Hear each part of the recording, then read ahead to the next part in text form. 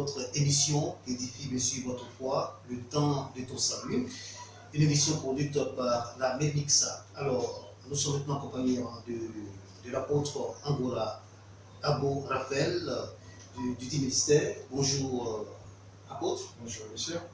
Nous sommes également accompagnés de monsieur le pasteur Dabo Zouri Samuel. Bonjour pasteur. Bonjour. Nous allons aujourd'hui aborder un thème très important, n'est-ce pas, intitulé le pouvoir de l'eau et du sang. Mais avant, l'apôtre Angora va maintenant nous présenter son ministère. Quand est-ce que votre ministère a vu le jour et quelles sont les actions que vous avez déjà menées? Je me nomme apôtre Angora Abo Raphaël, docteur en divinité, conférencier, formateur, conseiller spirituel et fondateur de la MIRMISA. La MIRMISA signifie la mission internationale pour la révélation du mystère caché pour le salut des âmes. Elle a été créée, elle a vu le jour le 3 août 2012. Et le but de la mission, c'est la révélation du mystère caché pour le salut des âmes. En d'autres termes, nous savons que derrière les Écritures, derrière les miracles, derrière les prodiges qui se faisaient à travers les serviteurs de Dieu, se cachait alors un fait, une réalité spirituelle qui est cachée. Donc la mission a pour but de révéler ce fait caché. Alors tout récemment, vous avez, n'est-ce pas, évangélisé, n'est-ce pas, dans une ville de la place. Alors, quelle a été l'essence de cette évangélisation?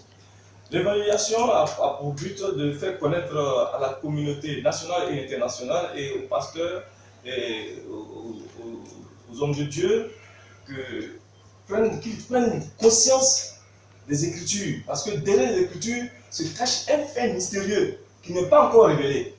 Et donc, il ne suffit pas de se fier aux Écritures et de chercher alors à imiter les actions charnelles de notre Seigneur Jésus-Christ. Mais d'aller au-delà des Écritures où se cache alors une réalité spirituelle, un fait spirituel. Le pouvoir de l'eau et du sang, c'est bel et bien, n'est-ce pas, votre prédication aujourd'hui. Nous allons maintenant vous écouter et puis après on revient avec le questionnaire. Merci. Bonsoir, messieurs et dames, mes frères et sœurs en Christ. Que la connaissance des œuvres de notre Créateur soit la vie pour vos âmes jusqu'à l'éternité. Nous allons aborder un thème très important qui est le pouvoir de l'eau et du sang. Pourquoi l'eau et le sang? Et quels sont leurs pouvoirs? Vous savez que le corps, l'être humain a besoin de l'eau. C'est pourquoi quand il y a des tas de maladies, on envoie les gens à l'hôpital, on fait des perfusions, et il faut mettre alors de l'eau dans l'organisme. On fait des transfusions sanguines, on met alors le sang dans l'organisme. En d'autres termes, c'est que l'eau et le sang ont un rôle très important à jouer dans l'organisme. Mes frères, nous partons à l'origine. La Bible nous enseigne que après la chute de Adam et Ève, alors il y a eu quelque chose qui s'est passé dans le royaume. Et comme je le disais, après cette chute, la Bible déclare que Adam, le diable a donné son esprit et ses caractères à Adam et Ève. Donc Adam et Ève ont reçu un esprit et ses caractères qui vont alors commencer à se multiplier et se propager dans le monde entier. C'est là qu'est sorti l'eau et le sang. L'eau est symbole de caractère et le sang est symbole de l'esprit. Et ces éléments rentrent dans le cadre de la naissance. Une femme avant qu'elle n'accouche, il y a d'abord l'eau qui sort, après l'eau le sang, et après le sang, le bébé vient. Et donc c'est pour cela que alors Jésus-Christ aussi, dans sa mission, pour venir nous racheter, pour venir nous sauver, lui aussi il est venu avec l'eau et le sang.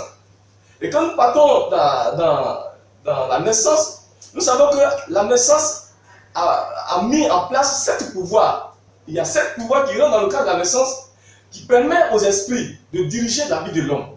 Il permet aux esprits d'avoir un droit légal sur l'homme. Il permet aux esprits, certains ces démons, de diriger l'homme, de créer alors le trou dans la vie de l'homme. Et donc, comme nous pouvons alors citer, nous avons l'eau, le sang, le placenta, le cordon ombilical, le jour de la naissance, l'heure et le nom. Voici les 7 pouvoirs qui dirigent la vie de l'homme. La vie de l'homme qui est né, sa vie est basée sur ces 7 éléments. Et ces éléments, chaque élément a son pouvoir. Et alors, les esprits mauvais, les démons, les sorciers, les mystiques utilisent alors ces éléments-là pour détruire la vie de l'homme. L'homme ne peut pas être heureux, l'homme ne peut pas être tranquille parce qu'il a en lui ces éléments qu'on utilise alors pour le détruire. Ces éléments ont leur impact négatif sur l'homme. Donc, comme on dit, après la chute, l'eau et le sang qui symbolisent l'esprit et les caractères qu'Adam a reçus, ces caractères ont fait que alors l'homme est devenu très méchant, il est devenu très mauvais, il est devenu très horrible. Et quand nous prenons le livre de Genèse, le chapitre 6, à partir du verset 3 à 5, la Bible dit que Dieu a dit à Adam et Ève que mon esprit ne peut plus rester en vous parce que vous êtes devenus chair. Et donc quand le pasteur va prendre ce passage pour lire, Genèse 6, verset 3 à 5. Verset 3, verset 5. Je lis la parole de Dieu. Alors l'Éternel dit, mon esprit ne restera pas à toujours dans l'homme, car l'homme n'est que chair et ses jours seront de 120 ans. Les géants, au 4 étaient sur la terre en ces temps-là, après que les fils de Dieu furent venus vers les filles des hommes et qu'elles leur eurent donné des enfants. Ce sont ces héros qui furent fameux dans l'Antiquité. Au verset 5, l'Éternel vit que la méchanceté des hommes était grande sur la terre et que toutes les pensées de leur cœur se portaient chaque jour uniquement vers le mal. Oui. Après la chute d'Adam et Ève, quand le serpent a trompé Adam et Ève et qu'ils ont mangé le fruit interdit, alors il y a un esprit, l'esprit du serpent, et ses caractères sont rentrés alors en Adam et Ève. Et quand eux aussi ils ont fait leurs enfants, alors cet esprit qui est meurtrier, dans ses caractères se trouve la haine, la colère, la vengeance, les meurtres, les assassinats. Alors, comme c'est des gènes qu'on a transmis aux enfants, Caïn a tué son propre frère Abel. Et donc, c'est pourquoi quand Jésus est venu, il a appelé les pharisiens et autres là, race de vipères. Vous avez pour père le diable, il a été maîtrisé dès le commencement. Mes frères, je vous dis, le monde entier est détruit à cause de ses caractères. Il y a la haine partout, à la maison, dans les maisons, dans les nations. Il n'y a que la colère, il n'y a que des meurtres, il n'y a que la vengeance, il n'y a que des choses horribles et abominables qui sont issues des caractères du diable, de Satan et ses démons. Quand nous prenons même le livre de Galates, le chapitre 5, verset 19, qui va révéler les caractères de la chair, donc Dieu a dit que l'homme n'est que chair, mon esprit peut rester en lui. Les caractères de la chair, aujourd'hui, qui habite en l'homme, qui anime l'homme, et qui fait que l'homme, il passe des moments de jeûne. Je me fâche trop, je suis en colère, je n'aime pas pardonner, je vais jeûner pour sortir, pour quitter ça. Mais en aucun cas, l'homme ne peut pas quitter ce niveau. Pourquoi? Parce qu'il est encore lié par l'eau et le sang d'origine mortelle. Oui, allons-y. Galates 5, verset 19 à 21. Verset 19 dit, or, les œuvres de la chair sont manifestes. Ce sont l'impudicité, l'impureté, la dissolution au vin, l'idolâtrie, la magie, les inimitiés, les querelles, les jalousies, les animosités, les disputes, les divisions, les sectes. Au 21, l'envie, l'ivrognerie, les excès de table et les choses semblables. Je vous dis d'avance, comme je l'ai déjà dit, que ceux qui commettent de telles choses n'hériteront point le royaume de Dieu. Voici comment la vie de l'homme a complètement changé. Donc, aujourd'hui, l'homme qui vit, qui est né d'un homme et d'une femme, selon le sang et l'eau, la chair et le sang, il est fils du diable, parce qu'en lui se trouvent tous ses caractères. On n'est pas enfant de Dieu, mais on devient enfant de Dieu par la connaissance. Et donc, je vous dis, ce qui est alors très important, c'est qu'on dit que la vie de l'homme a changé. La vie de Adam et Ève ont changé, leur vie a changé dès l'instant qu'ils ont écouté la voix du serpent. Et donc, la vie étant changée, l'homme ne fait que faire ce qui est mauvais, ce qui est horrible, ce qui est abominable. Donc, il a hérité mauvais caractère. Il a hérité les caractères et le mauvais esprit du diable. Et quand on prend le livre de Romains 5, verset 12, on nous révèle que le péché se transmet par naissance. Le mauvais caractère se transmet par naissance. C'est pourquoi aujourd'hui, vous allez voir certaines personnes qui disent que maladie, ça vient dans notre famille. Les maladies héréditaires qui disent ça vient dans notre famille. On ne peut rien faire. Et effectivement, c'est héritage. Depuis Adam jusqu'à nos parents, jusqu'à nous, Ce ne fait que héritage. L'homme ne fait que pratiquer ce qu'il a hérité. L'homme ne péche jamais, il pratique le péché. C'est une vie, c'est un esprit, c'est un caractère qu'il a reçu. Et donc l'homme ne peut pas se fâcher, mais il se fâche. L'homme ne peut pas faire par là, mais il fait par là. L'homme ne peut pas tuer, mais il tue. Pourquoi? Parce qu'il a hérité une vie qu'il doit pratiquer. Et c'est la vie, cette vie vient du diable. C'est pourquoi les hommes de Dieu, ils sont là. Oui, Satan sort, Satan sort, Satan sort. Non, Satan ne peut pas sortir comme ça. La chose devient comme innée. Donc il faut passer par plusieurs processus et qu'on aura l'occasion de développer pour que les gens puissent quitter leur état de péché, leur malédiction, et qu'ils quittent alors pour qu'il y ait au moins une paix interne. Oui. Oui, allons-y. Donc, on lit Romains 5, à partir du verset 12. Oui. La Bible dit, Oui. c'est pourquoi, Oui. comme par un seul homme, le péché est entré dans le monde, Comme par Adam et Ève, le péché est venu dans le monde, et par le péché, la Oui. mort, et donc le péché a créé la mort. et qu'ainsi la mort s'est étendue sur tous les hommes, Donc tous, quand tu mets l'enfant au monde, alors l'enfant hérite ce péché. Oui. parce que tous ont péché. Oui. Au 13, car jusqu'à la loi, le péché était dans le monde. Oui. Or, le péché n'est pas imputé, car quand il n'y a point de loi, en 14, cependant, la mort a régné depuis Adam jusqu'à Moïse, Oui. même sur ceux qui n'avaient pas péché par une transgression semblable à celle d'Adam. Oui. Donc nous qui n'avons pas connu Adam, et que Adam a péché, et il a transmis alors ses gènes à ses descendants, nous aussi nous avons hérité cette vie. C'est pourquoi aujourd'hui nous pratiquons, l'homme ne fait que faire ce qui est mauvais. La Bible dit que dans le livre de Romains, que je connais le bien que je veux faire, je n'arrive pas à le faire, mais le mal que je veux faire, c'est ça que je fais. Parce qu'il a hérité une vie. Et c'est ça qui est aujourd'hui grave. C'est pourquoi on peut récupérer ton cordon ombilical. Les éléments de la naissance dont on vient d'énumérer, à savoir le sang, le placenta, le cordon ombilical, le jour de la naissance, l'heure et ton nom, ces éléments sont qu'on peut récupérer ces éléments-là pour te détruire. Aujourd'hui, les gens ils prennent le cordon ombilical pour te rendre stérile. On peut prendre le placenta pour te rendre malheureux. On peut prendre le jour de la naissance pour programmer ta destruction. On peut prendre alors ton sang pour te détruire. On peut prendre l'eau de la naissance pour te détruire. Mes frères, il y a lieu de chercher à connaître la naissance spirituelle et de rentrer pour que les éléments de la naissance charnelle qui créent malédiction là puissent s'arrêter sur l'homme. Sinon, l'homme ne peut pas quitter ces éléments. Regardez, ce n'est pas une affaire de pasteur, ce n'est pas une affaire d'homme de Dieu. Non, le diable n'a pas peur de ça. Tu es né selon la chair et le sang. Les esprits ont un droit légal sur toi. La naissance charnelle, c'est la victoire des esprits sur l'âme. Et donc, qu'est-ce que ça va ton titre? Tu es né d'un homme et d'une femme. Tu as hérité le caractère du diable. Tu es obligé. Aujourd'hui, c'est pourquoi nous ne sommes pas étonnés de voir le comportement de certains soi-disant hommes de Dieu qui rentrent dans un état de colère, la haine, qui font des choses très horribles. Pourquoi? Ils sont obligés de le faire parce qu'ils ne sont pas encore sortis de la naissance charnelle sous des malédictions qui est issue du diable. C'est pourquoi notre mission, c'est de révéler alors le processus de sortie de ces caractères méchants et mauvais afin de pouvoir être tranquille. C'est-à-dire comment il faut faire? Il faut les dominer. Donc c'est là le processus. Donc mes frères, quand nous prenons le livre d'Ézéchiel, le chapitre 16, qui va encore accentuer le processus de changement de l'état de l'âme.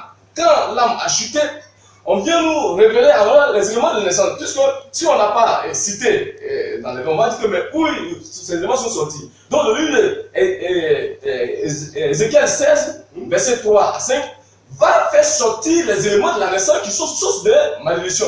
Que les esprits, les sorciers, les démons utilisent pour détruire la vie de l'homme. Il faut être en Europe. Il suffit de prendre le cordon ombilical, parler dessus, tout ce que tu fais là-bas c'est zéro. Il suffit qu'on parle ton nom, on programme l'heure à midi, ton nom, à midi, pile, on te détruit, sans rien à faire. Pourquoi? Parce qu'ils connaissent tous les éléments. C'est pourquoi quand ils s'en vont chez le marabout, il me dit donne-moi son nom. Le nom résume la vie de l'homme. L'heure résume la vie de l'homme. Quand on dit donne-moi son nom, déjà une fois qu'il rentre dans la connaissance de la chair nette, alors on programme tout et puis on te termine. Donc vous allez lire le livre d'Ézéchiel 16 qui va révéler, relater les éléments de la naissance qui causent aujourd'hui, qui sont la cause de tous les problèmes. Je vous dis, j'étais allé à la justice et j'ai rencontré un jeune gendarme et qui me disait qu'il allait pour faire adoption. Il m'a dit que non, que nous avons de l'argent, nous travaillons tous, mais nous avons appris que notre grand-mère a pris notre cordon ombilical et aujourd'hui nous sommes tous stériles. Ouais, Et ça m'a vraiment fait quelque chose et j'étais en train d'échanger avec lui. Et donc, il faut que l'homme quitte la naissance charnelle. C'est pourquoi on a dit à Nicodème, il faut naître de nouveau. Naître de nouveau, Nicodème dit que je suis déjà vieux. On dit non, c'est qui est né de chair, c'est qui est né d'esprit, esprit. Donc, tant que l'homme n'est pas, non, il n'est pas de nouveau, alors, quel que soit ton titre dans ce monde, être ministre, président, député, DG, quoi, le diable va te dominer, te détruire. Ce n'est pas même pas fait de. Dès l'instant que tu es né selon la naissance charnelle qui est issue du diable, alors l'esprit mauvais doit te détruire complètement. Oui, allons-y. Ézéchiel 16, à partir du verset 3. Ainsi parle le Seigneur, l'Éternel, à Jérusalem. Par ton origine et ta naissance, tu es du pays de Canaan. Donc vous voyez, par ton origine et par ta naissance, tu es du pays de Canaan. Donc l'origine de l'homme a changé. Au lieu que l'âme a pour père Dieu, aujourd'hui on dit que c'est les Cananéens qui ont accouché. Est-ce que c'est les Cananéens qui ont accouché? Non. Oui, allons-y. Ton père était un Amoréen et ta mère est une Étienne. 4. À ta naissance, au jour où tu naquis, donc le jour de naissance, ton nombril n'a pas été coupé. Nombril, c'est cordon ombilical. Tu n'as pas été lavé dans l'eau pour être purifié. Donc il y a l'eau qui rentre dans l'huile de compte. Il y a le cordon ombilical qu'on appelle nombril, qui est lié toujours au diable et qui n'a pas été coupé. Donc le diable te contrôle. Il faut aller même dans les airs. On va te tirer pour venir, on va te détruire. Hein? Tu n'as pas été enveloppé, plutôt, tu n'as pas été frotté avec du sel. Tu n'as pas été enveloppé dans des langes. Nul n'a porté sur toi un regard de pitié pour te faire une seule de ces choses, par compassion pour toi. Mais tu as été jeté dans les champs le jour de ta naissance, parce qu'on avait horreur de toi. Au 6.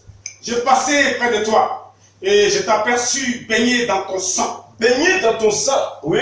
Et je te dis, vis dans ton sang. Je te dis, vis dans ton sang. Au 7. Ok, merci. Donc vous voyez, à partir de ce passage, on vient de nous révéler les éléments de la naissance qui ont changé l'origine de l'âme. L'âme a complètement son origine changée et qui est aujourd'hui dirigée par le diable. Donc aujourd'hui, on peut te lancer un mauvais sort. On peut te rendre malheureux, on peut te rendre misérable, on peut te rendre stérile, on peut te rendre pauvre, on peut te tuer, on peut te rendre fou avec les éléments de la naissance.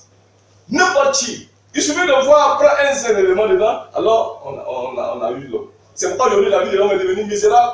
Il ne fait qu'aujourd'hui tantonner par-ci par-là. Il ne fait qu'aller de délivrance en délivrance, de marabout en marabout, de missie en missie. Or, il ne fait qu'augmenter sa capacité de possession pour être à plus d'avantages de Dieu. Or, il ne peut pas le délivrer. Le processus de délivrance vient de l'œuvre que le Père a envoyé Jésus-Christ pour venir accomplir pour nous. Alléluia.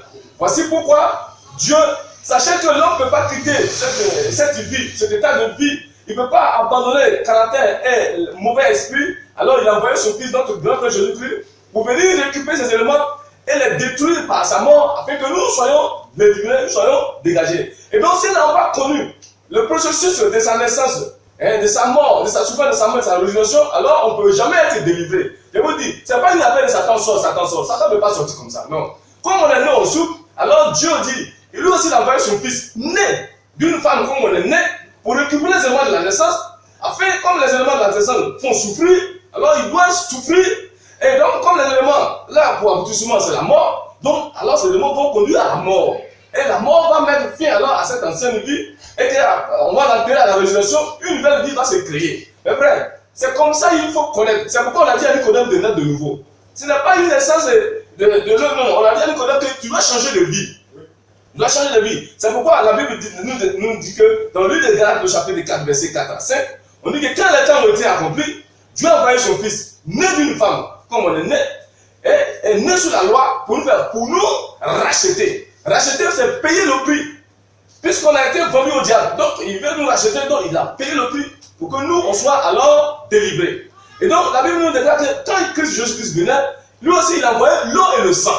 Il voulait encore l'eau et le sang pour venir détruire l'eau et le sang de la nation charnelle, pour que nous aussi, maintenant, il nous engendre selon l'eau et le sang, c'est-à-dire l'esprit du Père et le caractère du Père, pour que nous soyons enfants de Dieu, pour que nous devenions filles de Dieu par la foi. Donc, quand nous prenons le livre de 1 Jean, chapitre 5, verset 6, qui va nous relater que Jésus-Christ est venu aussi avec l'eau et le sang. Puisque l'eau et le sang rentrent dans le cas de la naissance, donc Jésus-Christ aussi va venir avec l'eau et le sang pour détruire l'eau et le sang dans le sang qu'il a porté, notre vie qu'il a porté en lui. Et maintenant, nous, alors, engendrés selon lui. Donc, 1 Jean, le chapitre 1 Jean 5, insiste, que le pasteur va lire pour moi.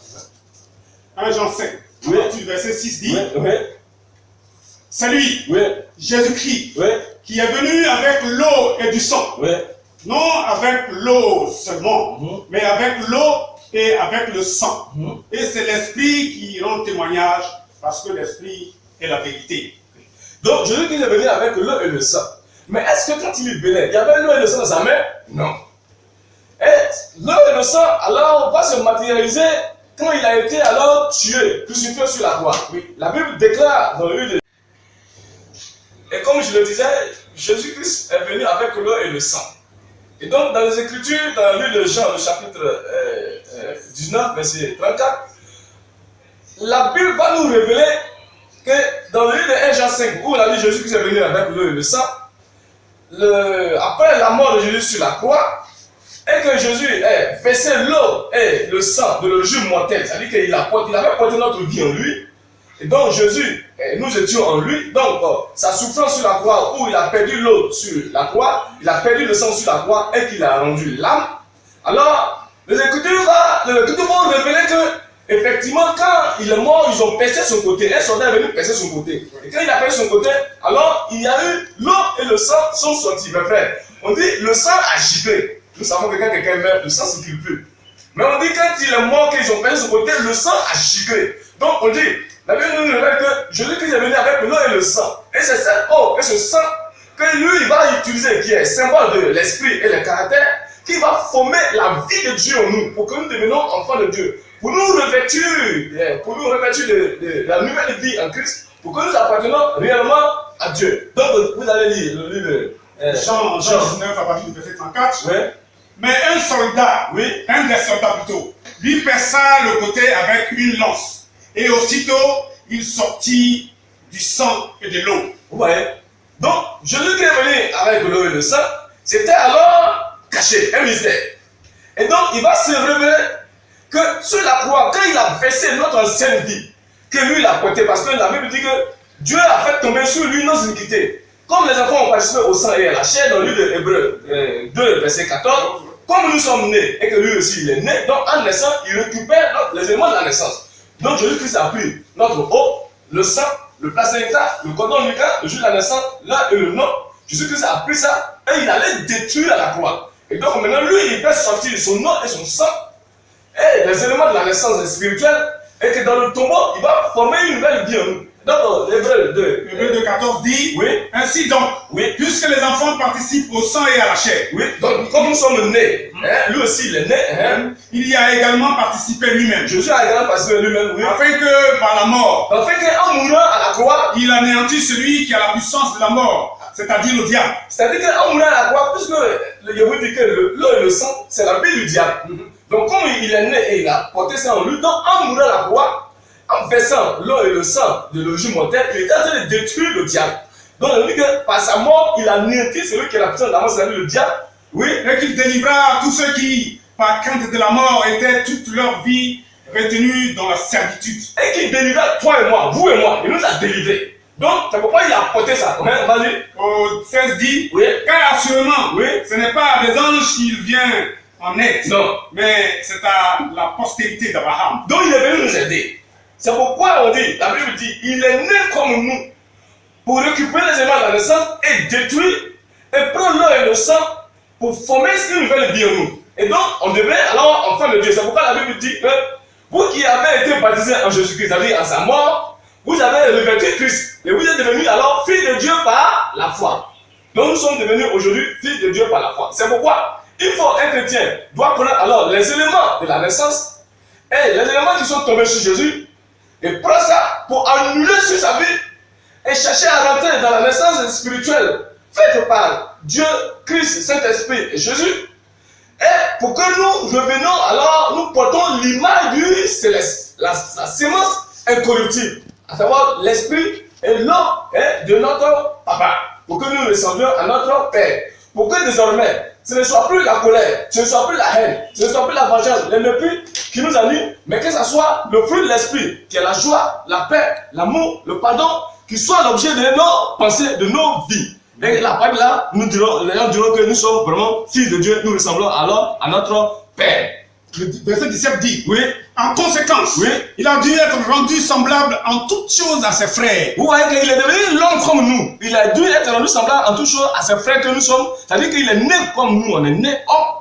Oui, pour faire quoi? Afin qu'il fût un souverain sacrificateur miséricordieux et fidèle dans le service de Dieu. Oui. Pour faire l'expiation des péchés du peuple. Vous voyez? Donc, Jésus-Christ a pris nos péchés, notre ancienne vie, et il allait détruire, et il a fait, on dit quoi? Il a fait expiation. C'est-à-dire quoi? C'est-à-dire qu'il a enlevé, il a ôté, il a détruit, et il nous a délivrés. Je vous dis, le chrétien est délivré, mais il est ignorant qu'il est délivré. C'est pourquoi les esprits méchants là le tuent. C'est pourquoi quand tu es né selon Christ, quand quelqu'un prend le cordon ombilical, il prend ton nom, il prend des éléments et qu'il dit, je vais tuer tel métier, et qu'il dit ton nom, ce n'est plus le nom, l'ancien nom que lui il va voir. Il ne pourra plus ton nom parce que toi, dans ta mémoire, tu es né selon Christ. Il ne peut pas, aucun démon, aucun sorcier, aucun mystique ne peut te. Même, j'ai dit, tu deviens invisible. Amen. Quand tu sois dans la chair, mais la connaissance qui a enveloppé, qui a grandi dans ta mémoire, fait qu'on ne peut plus te répertorier, on ne peut pas te cataloguer pour te détruire. Donc tu es maintenant couvert. C'est pourquoi il dit notre vie est cachée en Christ et en Dieu. C'est la connaissance seule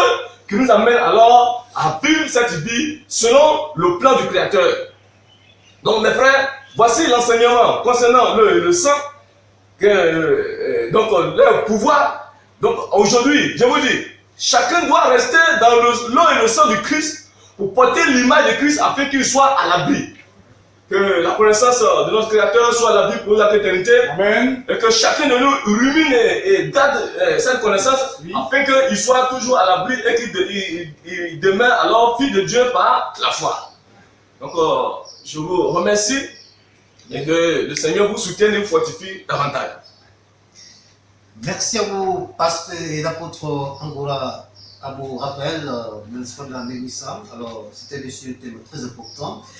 Le thème, c'est bel et bien le pouvoir de l'eau et du sang. Merci pour votre prédication. Merci également, n'est-ce pas, au pasteur Dabo Zaoui.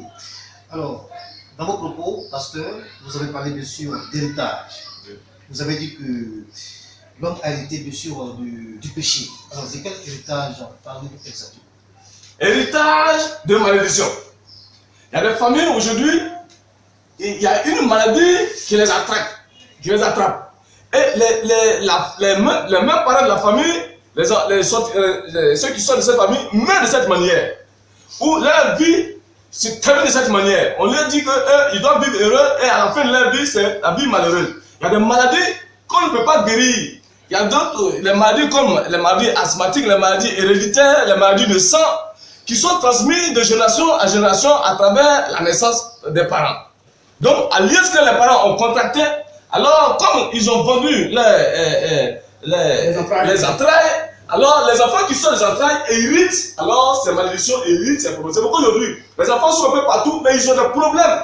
Ils n'ont rien fait, mais ils subissent les conséquences des alliances contractées par les parents. Et c'est pourquoi quand les pasteurs, dans leur ignorance, ils disent confessez le péché de vos parents. Non, ce n'est pas une affaire de confesser le péché des parents. Est-ce que ton parent là, ton arrière-grand-père qui a hérité le péché, est-ce qu'on le connaît? Comment tu veux confesser ce péché? Il ne peut pas. C'est par la naissance, par la mort de Jésus-Christ. Et toi, tu dois connaître comment il est mort pour qu'en mourant, tu détruises le sang et l'eau de l'origine mortelle pour parvenir alors à épouser l'eau et l'origine immortelle que Jésus a envoyée pour que toi tu sois délivré. Donc les maladies dont on parle, on a hérité des maladies héréditaires, des malédictions, des blocages, des difficultés de tout genre. Rien ne va dans la vie, il fait tout mais rien ne va dans la vie, c'est héritage. Alors vous avez aussi dit que de naître de nouveau. Oui. Alors comment d'être de nouveau, de quelle naissance parlez-vous exactement? Il s'agit de la naissance spirituelle. C'est pourquoi quand Jésus est venu, il a vu Nicodème aller dire voir Jésus de nuit. Il a dit, Jésus-Christ, ce que tu dis là, un homme ne peut pas dire comme ça. Jésus lui répond que Nicodème, il faut naître de nouveau. Jésus lui dit, mais je suis déjà grand. Est-ce que je peux rentrer dans le ventre de ma maman pour lui? Non. Ce qui est né de chair est chair. Ce qui est né d'esprit est esprit. En d'autres termes, Jésus voulait dire quoi? Jésus voulait dire par là que si nous sommes nés selon la chair et le sang et que le jour de la mort nous contrôle, et que cette vie, la chair et le sang, comme on le dit dans 1 Corinthiens 15, que la chair et le sang n'héritent pas le royaume. Donc on ne peut pas, avec cette vie, on ne peut pas hériter le royaume. Donc il nous dit de changer de vie, il nous dit de changer d'esprit, il nous dit de changer de caractère. C'est pourquoi, comme on l'a dit, l'eau et le sang, qui rentrent en ligne de compte dans la naissance spirituelle, dans la naissance, donc il dit il faut naître d'eau et d'esprit. Quand on dit naître d'eau, signifie qu'il faut changer de caractère, il faut changer d'esprit pour que alors tu puisses hériter le royaume. Donc parce qu'il a dit que cette naissance charnelle n'hérite pas le royaume. Dans 1 Corinthiens 15, verset 50. Oui, vas-y. 1 Corinthiens 15 à partir du verset 50. Oui. La Bible dit, Oui. ce que je dis frère, Oui.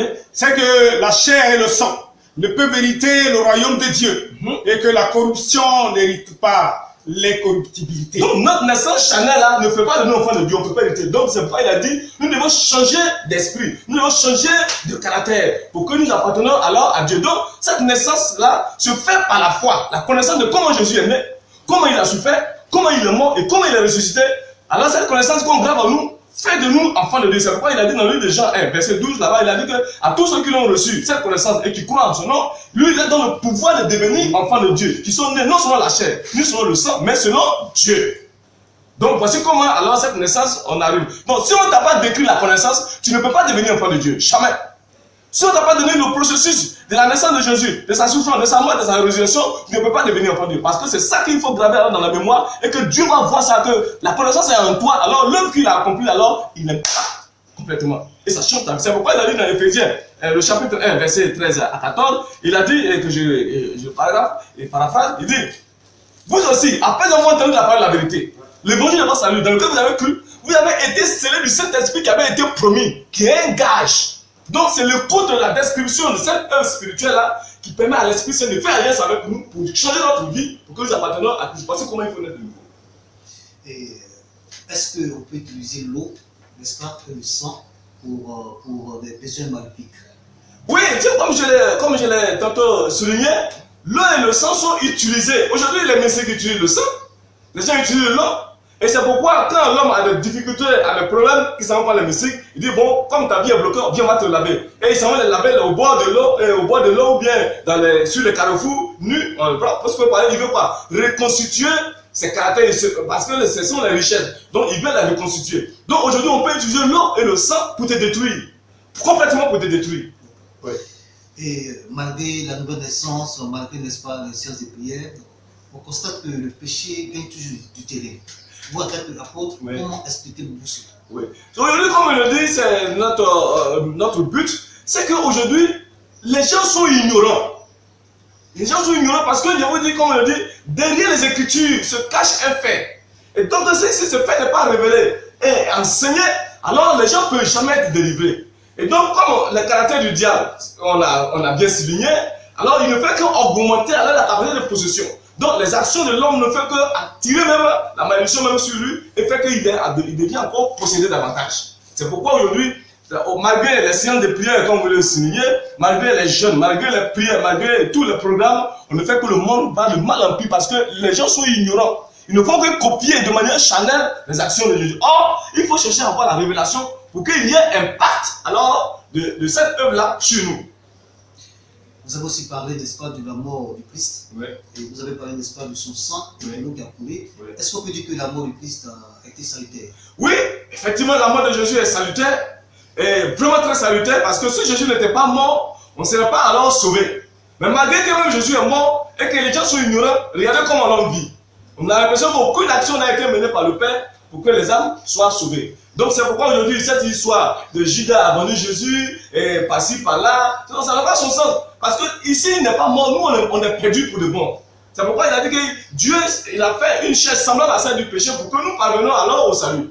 Donc c'est vraiment la mort de Jésus qui est vraiment salutaire. Et donc il faut connaître le processus de sa naissance, le processus de sa souffrance, le processus de sa mort et le processus de la résurrection pour que nous parvenions à vraiment au salut vrai et à bénéficier du flux de ce travail que lui il est venu faire pour nous. Pasteur Zabo, vous avez quelque chose à dire?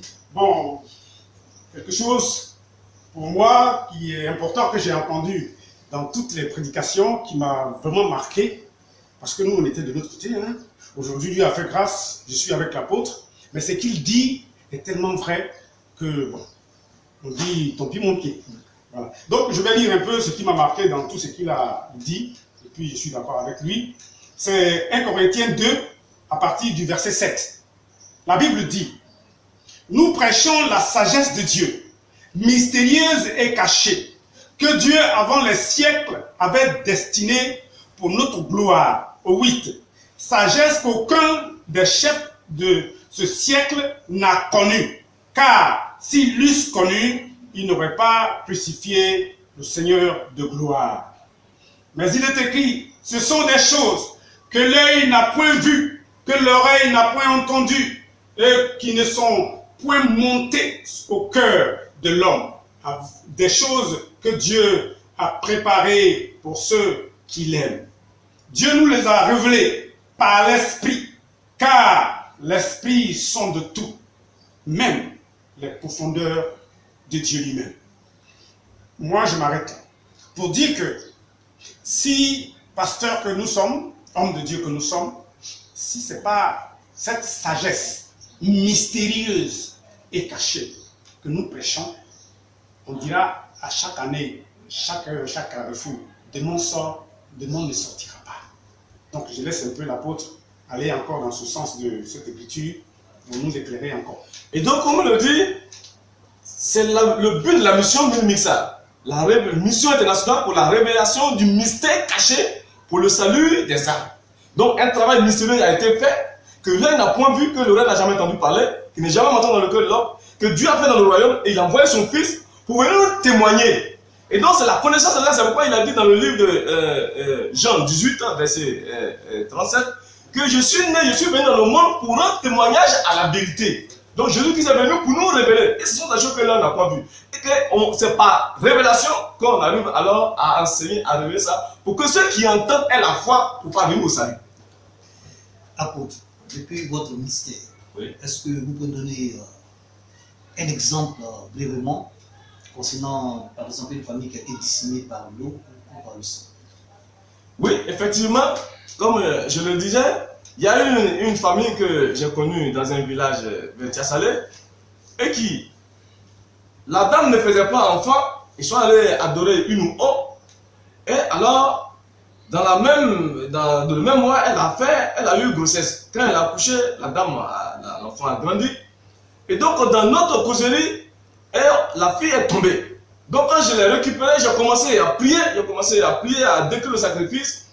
Et l'esprit qui sortait de la bouche de la dame dit que je ne sors pas parce que je l'ai épousée. Donc, je suis rentré dans la prière, décrire le sacrifice pour annuler tous ces éléments. Et quand elle est revenue en elle-même, j'ai demandé à la maman qu'est-ce qui s'est passé. Elle a dit non, qu'effectivement, que je n'enfantais pas. Et voici ce qu'on allait faire. Alors, nous sommes presque au thème de notre émission. Quelles sont les dispositions qu'il faut prendre pour éviter le péché? Pour éviter le péché, quand on dit le péché, c'est un esprit. Le péché, c'est un esprit. Les péchés sont les caractères de l'esprit. Et le péché, c'est celui en qui le péché et les péchés sont formés. Oui. Donc, il est devenu esclave. Donc, pour quitter alors le péché et les péchés, pour que le péché soit dégagé, il faut que alors il y ait la connaissance, la révélation de la naissance de Jésus, de sa souffrance, de sa mort et de sa résurrection, qui devient les 4 piliers de l'évangile. C'est ça seulement qui délivre. Parce qu'on dit l'évangile est la puissance de Dieu pour le salut de quiconque croit. Il décrit en la justice de Dieu pour la foi et par la foi. Donc, pour quitter alors ce niveau, il faut avoir la connaissance, la révélation de tous ces éléments pour que alors nous puissions parvenir au salut vrai. Qu'est-ce qu'on peut retenir du thème, le pouvoir de l'eau et du sang, succinctement? Nous pouvons retenir, mes frères et sœurs, retenons que aussi longtemps que l'eau et le sang rentrent dans le cadre de la naissance, qui devient une source de malédiction pour nous, alors nous devons rentrer alors dans le cadre de l'eau et le sang avec lesquels je suis venu, pour que nous soyons dégagés, nous soyons libérés, nous soyons délivrés pour vivre une vie heureuse sur la terre, avant de partir chez notre papa. Avant de vous laisser partir, nous allons terminer cette émission par une prière. Seigneur notre Dieu, nous voulons te dire merci. Merci pour ton amour grand et merveilleux que tu n'as cessé de manifester en envoyant notre frère Jésus-Christ qui est venu avec l'eau et le sang pour venir nous délivrer de l'eau et le sang d'origine mortelle. L'homme ne fait que souffrir, l'homme ne fait que crier, l'homme ne fait que pleurer. La misère, les difficultés, le péché dans son atteint son comble. L'homme ne peut pas arrêter. Seigneur, nous voulons te dire merci de l'avoir envoyé notre grand frère pour venir naître comme nous, récupérer la naissance, pour venir souffrir comme nous, pour récupérer la souffrance, mourir dans sa mort et aller enterrer et ressusciter pour que nous parlons le salut. Papa, tous ceux qui ont entendu cette parole, je prie, afin que ton esprit qui se trouve dans ta parole, que les enfants ont entendu, que ton esprit vienne faire alliance avec eux, et que ton esprit vienne bouter tous les cadres de la chair, tous les éléments de la naissance charnelle, pour qu'ils soient délivrés qui t'appartiennent. Seigneur, que ton esprit les marque, que cette semence les marque, et qu'il fasse cette semence incorruptible, pour qu'il puisse dominer tous les cadres de la chair, et que leur âme soit dans la joie et dans la paix.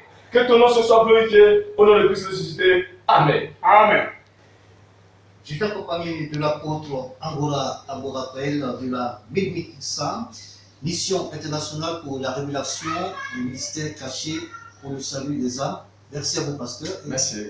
Et le pasteur Zaori Samuel qui est avec nous. Merci à vous. Merci.